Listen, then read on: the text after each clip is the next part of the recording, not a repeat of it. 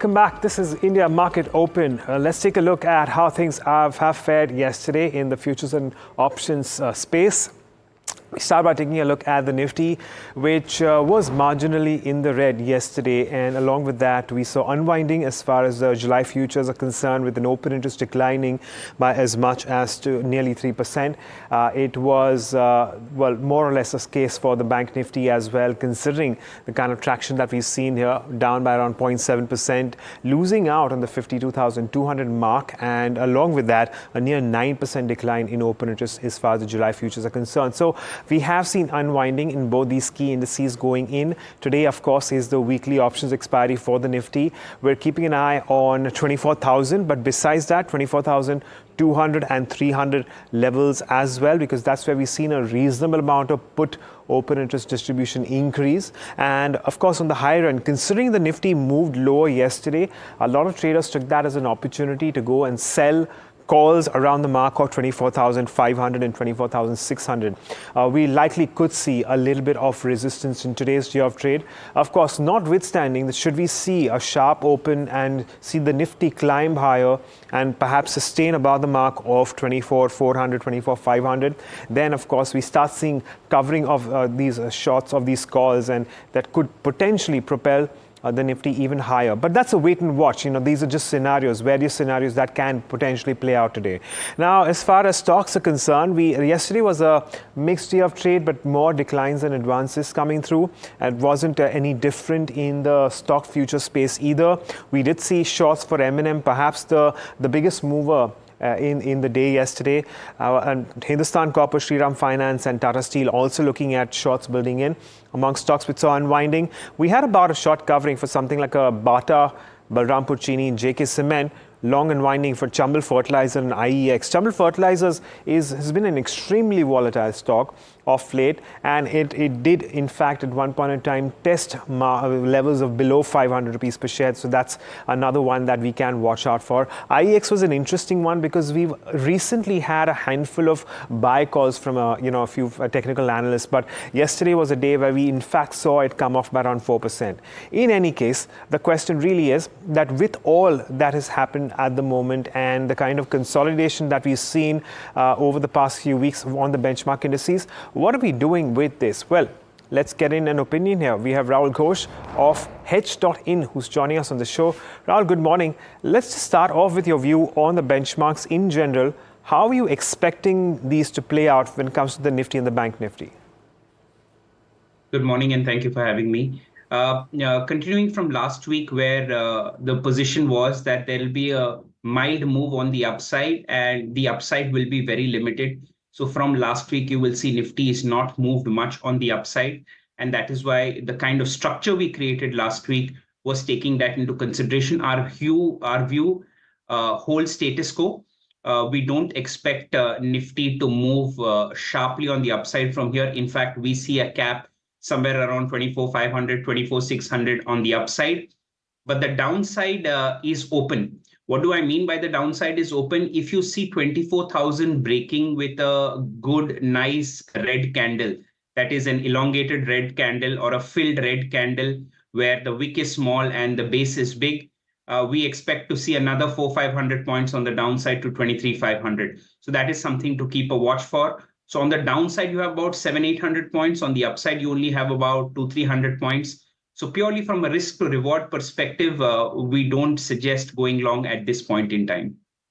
I want to remind our investors and traders that 24,000 over the last few days has actually seen a lot of traction when it comes to support. Now, you actually do have a lot of analysts who suggest that 24,000 at the moment is going to be a tough level to take out.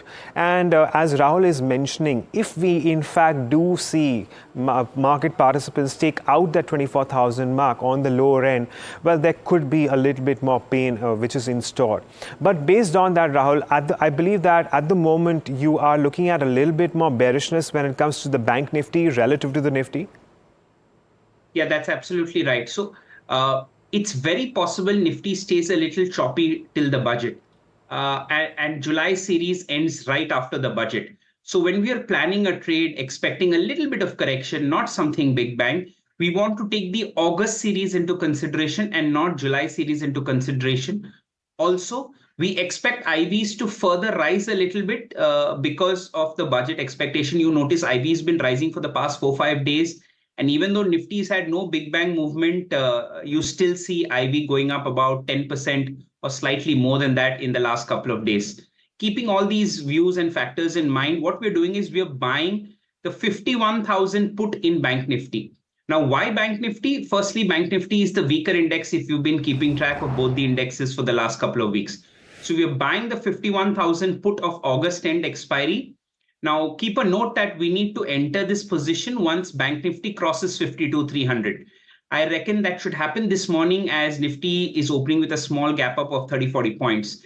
It's only about 120 points away. So above 52,300, you go ahead and buy the 51,000 put of August end expiry, and you sell the 51,500 of July end or July 31st expiry.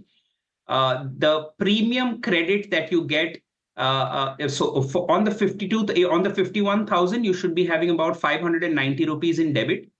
On the 50,500, you should be having about 210 rupees in debit. Now, the way this structure is formed is so that in case Bank Nifty stays sideways or Bank Nifty goes down, you tend to profit.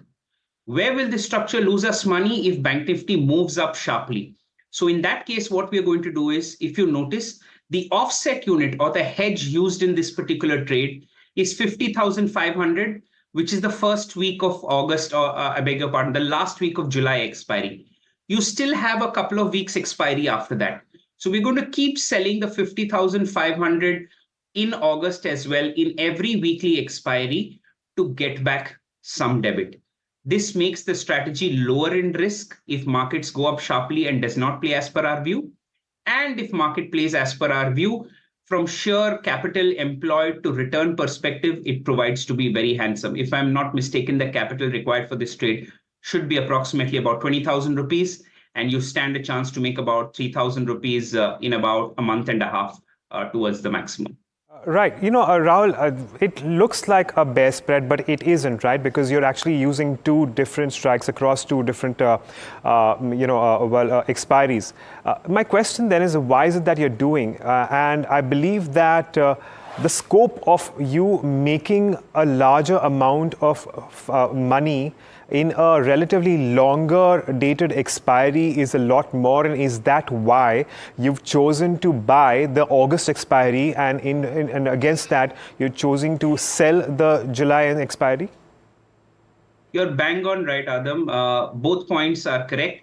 Firstly, the reason we're taking an August expiry and not a July expiry is because we are expecting IVs to rise for budget.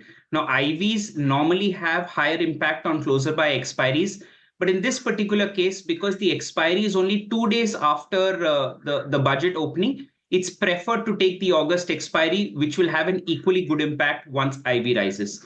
Also, it gives us more time for Bank Nifty to go towards the downside. That is point number one. Point number two, if we actually sold 50,500 of August end, my risk in the trade would reduce. But the problem with doing that is, in case Bank Nifty goes down, my profit would hardly be about 600, 700, 800 rupees, which is not very interesting, keeping in mind that we have a month and a half left. That is why we're using the weekly expiry. In case Bank Nifty moves down slowly, which is what we expect, the 51,000 would make us money and the 5,500 would expire worthless. So both can act as profit-making units for us in case the view plays out well. That's another reason why we're doing it this way. So to answer your question in short, yes, it is a calendar bear put and not a vanilla bear put. All right. Well, fair enough, Rahul. Point taken. Thank you so much for explaining and taking us through that structure, option structure, and very interesting one at that. We'll continue to give you an update on this one as well as we talk to Rahul next week, same time. But that's the view on the Bank Nifty, the call on the Bank Nifty, and with that, it's over to you all.